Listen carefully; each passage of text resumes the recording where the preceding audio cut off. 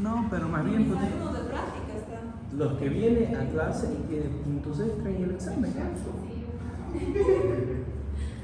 vienen a clase pero no saben de qué se trata. Exacto, nosotros por venir sabemos lo que trata y merecemos. Pero en las clases ven las preguntas, ¿o no? No, pues doctora, pero un puntito extra ayuda. No hay. Ya, vamos a seguir con las enfermedades y patologías respiratorias superiores en pediatría. Hemos hablado del resfrío común y de la faringitis aguda, que son, digamos, entre las más frecuentes de vías aéreas superiores. Otras dos muy frecuentes, pero mucho menos que las anteriores, es la otitis media aguda y también la laringitis, o que en algunos lugares la conocen como el croup, ¿no? Vamos a ver esas dos patologías el día de hoy. La primera es la otitis media aguda. La definición de otitis media aguda es la presencia de exudado, ya sea seroso, mucoso, purulento o que sea mixto, dentro la cavidad media, bueno, dentro el oído medio, ¿no? Que es una cavidad. Entonces, esa es la definición, es exudado dentro la cavidad del oído medio. La clasificación, vamos a clasificar la otitis media de acuerdo a la duración de este exudado y también de acuerdo a la presencia o no de otros síntomas. Por ejemplo, se llama otitis media aguda con exudado cuando hay exudado en la cavidad media, pero no hay síntomas o estos síntomas son muy leves.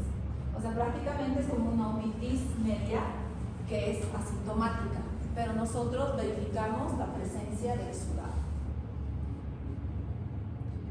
La otitis media aguda puede ser de acuerdo al tiempo, esporádica o de repetición. Esporádica, que sucede muy raras veces, y de repetición puede ser al mismo tiempo persistente, recurrente, o que se llama pacientes con inclinación a la otitis media aguda, ¿no? Esta otitis media aguda, a diferencia de la anterior que habíamos dicho que se llama otitis media con exudado específicamente porque se tiene que demostrar, a diferencia de esta como tal es la otitis media aguda. Esta sí hay síntomas, ¿no? Presentan síntomas los pacientes y además también puede haber exudado. Este puede ser purulento, puede ser seroso o como sea, pero la diferencia es que este sí tiene que tener síntomas. Este puede ser esporádico o de repetición, y cuando es de repetición puede ser persistente. Se llama persistente cuando aparece un nuevo episodio antes de que haya terminado una semana del episodio previo. Es decir, el paciente viene el lunes, le diagnostico otitis media aguda, le doy su tratamiento, aparentemente está curando, pero antes del siguiente lunes nuevamente empieza con síntomas de otitis media. Recurrente, cuando el nuevo episodio se presenta después de una semana de que ha curado el previo. Y inclinación, cuando hay 2 o 3 episodios de otitis durante los 6 meses, ¿no? Y la otitis media crónica. La otitis media crónica se va a definir como un proceso inflamatorio que ya afecta al mucoperiósteo. Esto es de comienzo insidioso, pero lo más importante es que ya tiene una evolución mayor a 3 meses. Hay muchos niños que tienen otitis media crónica. Son aquellos niños que están con exudado y dolor, molestias, y lo llevan durante más de 3 meses, ¿no? Y esta otitis media, que es crónica, puede afectar la membrana timpánica, dejando cicatrices, dejándola perforada, ¿no? La que más preocupa. ¿Cuál va a ser la etiología? La etiología de la otitis media en pediatría es casi exclusivamente bacteriana, ¿no? O sea, por la presencia de infección de bacterias. Y de estas, ¿cuál es la bacteria más frecuente? El Streptococcus pneumoniae o neumococo. Pero también dentro de la etiología, una muy frecuente es el Haemophilus influenza tipo B, o también puede ser la Moraxella catarrhalis. Otros que son menos frecuentes está el Streptococcus pyogenes, Staphylococcus aureus, algunos bacilos anaerobios o incluso algunos gram negativos como la E. coli y la Pseudomonas. Sin embargo, cuando pensamos, tenemos en la cabeza otitis media aguda en pediatría, siempre vamos a pensar primero en un neumococo como la causa. Sin olvidarnos que vean que en frecuencia estos dos también están muy cerca. ¿El estreptococo qué tipo de bacteria es? ¿Qué? Pero es gram positiva, ¿pero qué es? Bacilo-coco. Es un diplococo gram positivo. El Haemophilus influenza, gram negativo, pero otra vez, ¿qué? Es un cocobacilo, ¿no? Es un cocobacilo gram negativo. La moraxella,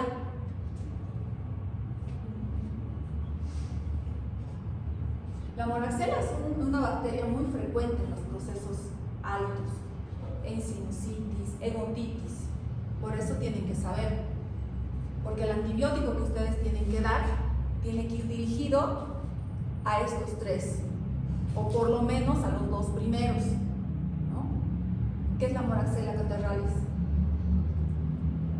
Es un coco, es como la Neisseria. ¿Qué es la Neisseria? Gonorrea, Neisseria meningitis.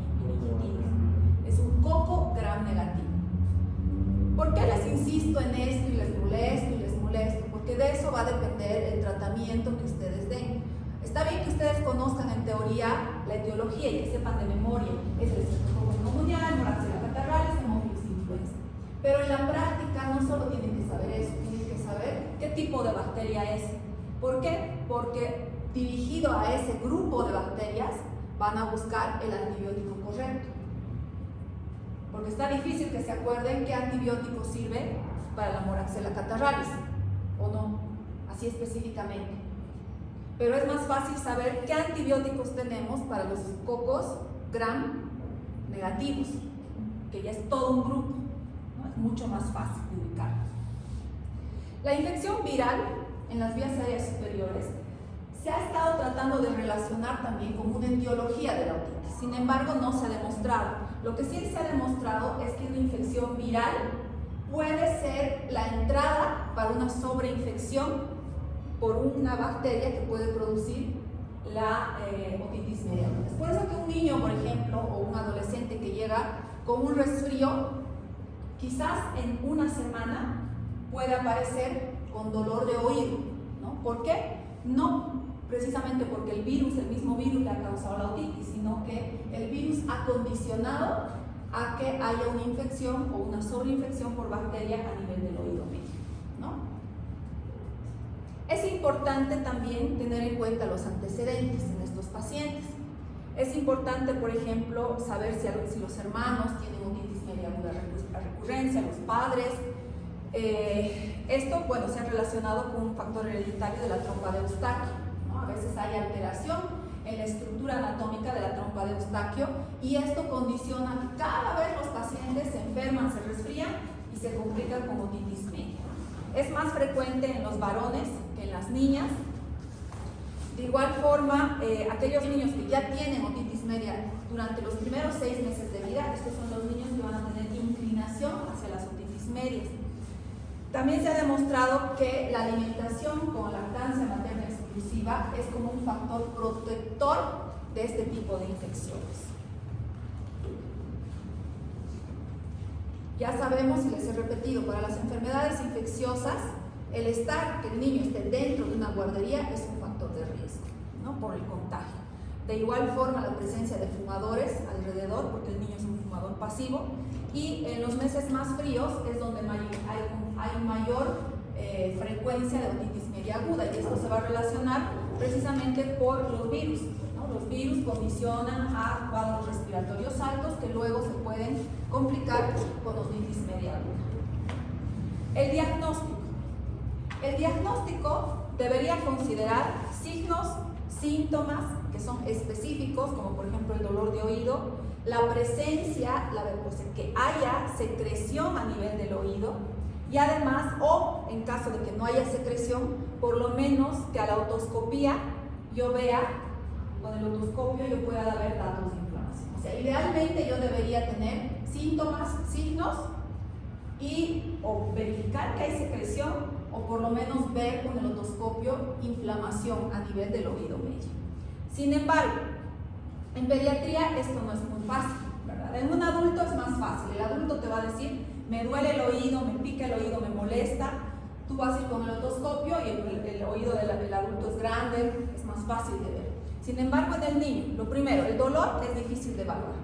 En los niños más pequeños, un niño de 5 años te puede decir, me duele el oído, pero un niño de 2 años o de meses no va a saber especificar qué es lo que le duele.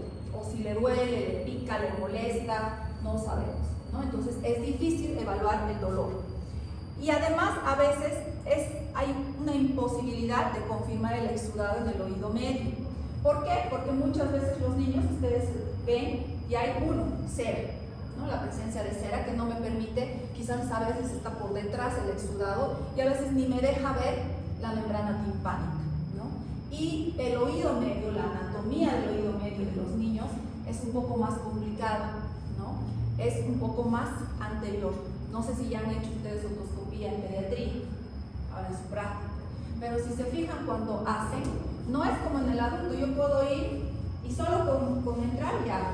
En cambio en el niño hay que hacer esta maniobra. ¿Por qué? Para redirigir el conducto auditivo externo, porque este está muy anterior, ¿no? Y de esa forma recién puedo visualizar la membrana timpánica. Y esto empeora en niños más pequeños, porque el oído medio externo, el conducto es mucho más estrecho, ¿no? Niños de meses, la verdad es que no se llega a ver. En un recién nacido, por ejemplo, obviamente nosotros les vemos, pero mentiríamos si decimos estoy viendo la membrana timpánica. ¿Por qué les vemos? Por lo menos para ver si hay exudado, o a veces para verificar que tiene el conducto auditivo externo, ¿no? Que existe, que hay la presencia del conducto. Y en niños grandes se puede visualizar con la práctica con estos inconvenientes. Entonces vean que el diagnóstico no es tan fácil, ¿no? O sea, imagínense un niño de 1 año y medio. ¿Cómo le voy a hacer el diagnóstico de una otitis media? Le examino y está lleno de cera.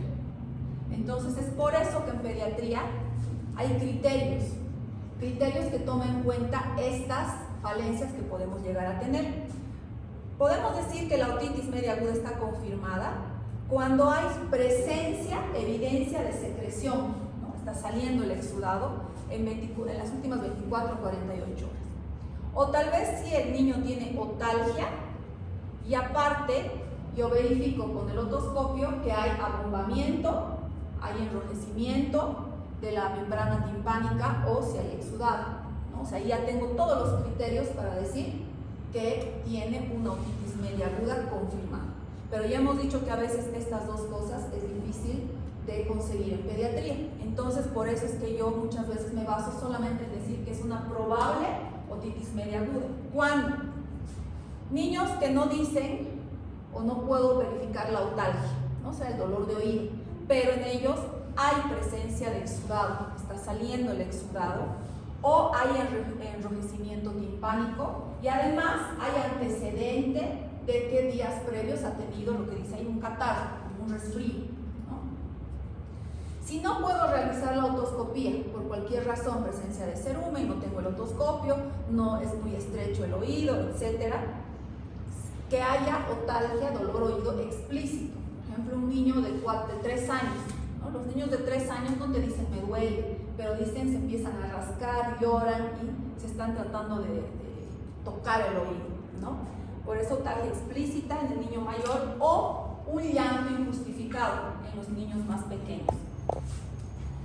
Además, que haya un catarro reciente, ¿no? Entonces, esa es otra forma de diagnosticar. Esto obviamente tiene que ser muy restringido e individualizado. Todo paciente va a ser diferente. Por eso es que no a todos les va a dar los mismos criterios para decir que tienen otitis media. Cada paciente viene con algo especial. O no puedo ver si tiene dolor, o no puedo verificar, etc. O sea, el diagnóstico de otitis media es totalmente individualizado bajo algunos de estos criterios para diagnosticar. ¿Y por qué es importante tratar la otitis media aguda? Porque se puede complicar con una mastoiditis, una parálisis del facial, una laberintitis, una meningitis incluso, porque puede llegar a través de las mastoides, un absceso cerebral, ¿no? Consecuencia de una meningitis, o una otitis media externa. Entonces, por eso es importante diagnosticar y tratar. ¿Cuál es el tratamiento? Hay un tratamiento sintomático con analgésicos como el ibuprofeno y el paracetamol, ¿no? Que también nos sirven como antiinflamatorios. Y a veces incluso se debe recurrir a la timpanocentesis. ¿Qué quiere decir? Intencionalmente perforar la membrana timpánica para que haya liberación del exudado. Se utilizan antibióticos, obviamente, ¿no? Muchos de estas bacterias, si ustedes recuerdan inmunología, las bacterias pueden ser eliminadas por el sistema inmunológico, ¿sí o no? ¿Verdad? El complemento, linfocitos, neutrófilos, o sea, casi la mayoría, muchas de las enfermedades bacterianas pueden ser controladas por el sistema inmunológico. Una de estas es la otitis media aguda, ¿no? Sin embargo, una de las bacterias que está acá, que es la más frecuente, el neumococo, tiene una característica que hace que sea más difícil que el sistema inmune pueda eliminarlo de forma espontánea. El neumococo tiene una cápsula y la cápsula le sirve ¿para qué? Para evadir al sistema inmunológico. Y como hemos visto, el neumococo es una de las causas más frecuentes. Entonces yo tengo dos opciones. Tengo un paciente que tiene otitis media aguda. Y mi primera opción es dejar que se cure solo, pero yo tengo que saber que es muy probable que esa otitis se deba a un neumococo y que este difícilmente se va a resolver solo. Por eso es que prefiero darle antibióticos, porque es muy difícil que yo pueda aislar el neumococo del oído, ¿no? Entonces es por eso que se da antibiótico-terapia. ¿Y cuál es el mejor antibiótico? Las penicilinas. ¿Cuál?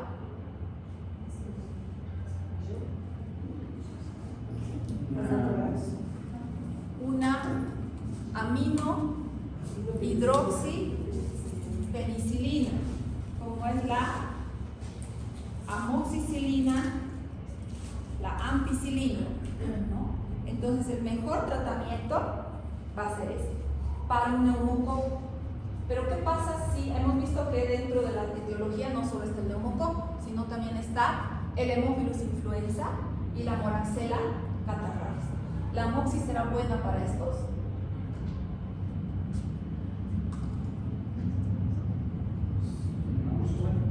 No. ¿Y qué hacemos para mejorar entonces? Un inhibidor de beta-lactamasa. Los Haemophilus influenza, muchos de estos producen beta-lactamasa. La Moraxella catarrhalis también, ¿no? Entonces, de elección, idealmente amoxicilina. ¿Por qué? Porque la mayoría es por neumococo, ¿no? Y va a curar. Pero ¿qué pasa si al tercer día que viene el paciente sigue con molestia y no ha mejorado? Entonces, lo más probable es que no sea solo un neumococo, que sea o un Haemophilus o una Moraxella. En ese caso le doy amoxicilina con ácido clavulánico. Otras opciones: cefalosporinas de tercera generación, que puede ser vía oral, la cefpodoxima, o intravenosa, como la ceftriaxona. Y en los alérgicos a la penicilina tenemos claritromicina o acitromicina, ¿no? Todo esto siempre guiado por la etiología más frecuente y por los grupos de bacterias a las que estamos atacando. Cefalosporinas de tercera generación, ¿cuál es su espectro? Gram positivos y gram negativos. Entonces yo cubro con eso perfectamente al neumococo, a la Moraxella y al Haemophilus, ¿no? Sin embargo, a veces, ¿para qué me voy a ir a una cefpodoxima o una cefixima? Por el precio, por la creación de la resistencia, si puedo eliminarla con una amoxicilina o con una amoxicilina con clavulano. Intravenoso, aunque no crean, hay niños con otitis medias que uno de los síntomas principales son los vómitos, ¿no? O sea, porque la infección es grave y no toleran. En ese caso se les administra vía endovenosa, ¿no? A veces, y en las crónicas también, ¿no? Las otitis medias crónicas. ¿Tienen preguntas sobre otitis media?